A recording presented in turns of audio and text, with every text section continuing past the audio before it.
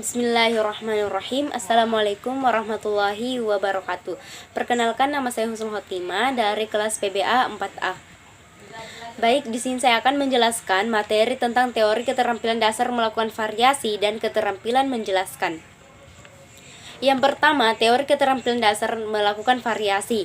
Pengertian variasi. Keterampilan mengadakan variasi ialah keterampilan yang harus dimiliki oleh guru serta diamalkan oleh guru tersebut dalam kegiatan pembelajaran untuk menciptakan kondisi belajar yang menyenangkan bagi peserta didik sehingga peserta didik tertarik dan ikut berpartisipasi dalam proses pembelajaran.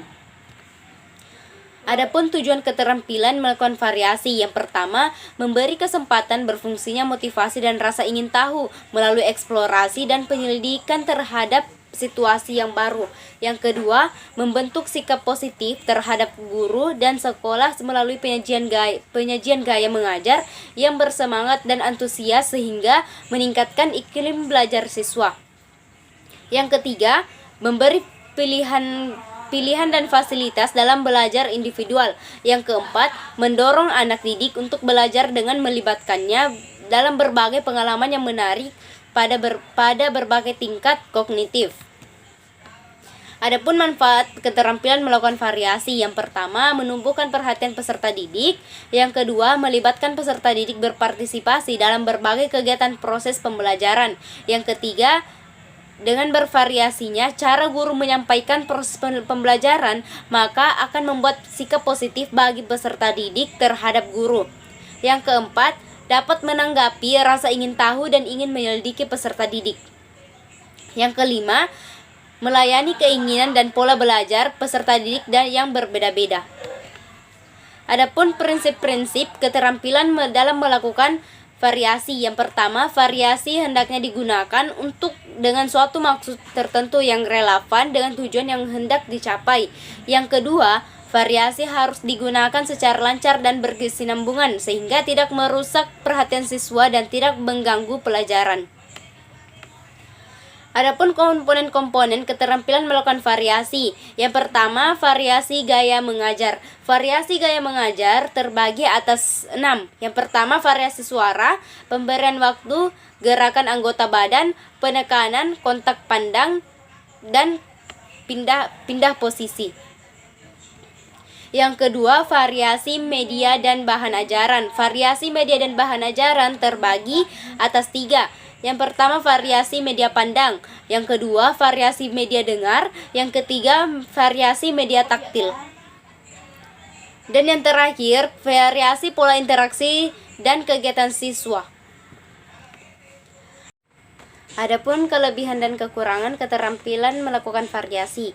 Kelebihan keterampilan melakukan variasi, yang pertama, kegiatan pembelajaran menjadi menyenangkan baik bagi guru maupun bagi peserta didik. Yang kedua, peserta didik menjadi semangat, penuh perhatian, serta ikut berpartisipasi dalam kegiatan pembelajaran. Yang ketiga, tujuan pembelajaran akan tercapai secara efektif dan efisien.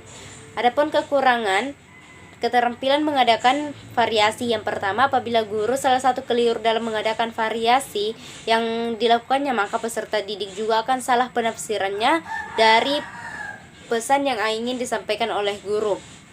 Yang kedua, apabila guru berlebih-lebihan dalam mengadakan variasi, maka pelajaran akan terganggu dan tujuan pembelajaran pun tidak dapat tercapai secara efektif dan efisien.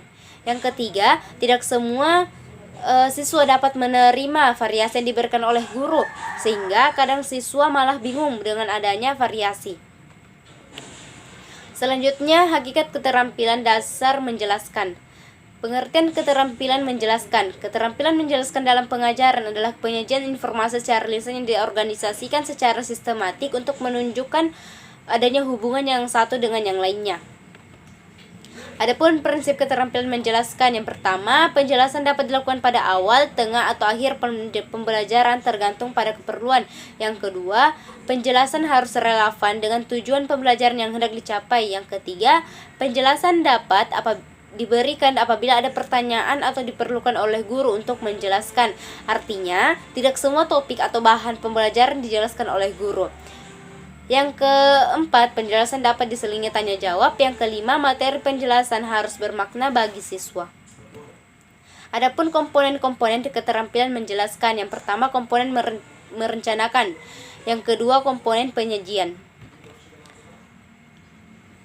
Dan yang terakhir, cara menjelaskan dalam pembelajaran. Yang pertama, menyampaikan informasi. Yang kedua, menerangkan. Yang ketiga, menjelaskan. Yang keempat, pemberian contoh. Dan yang kelima, latihan.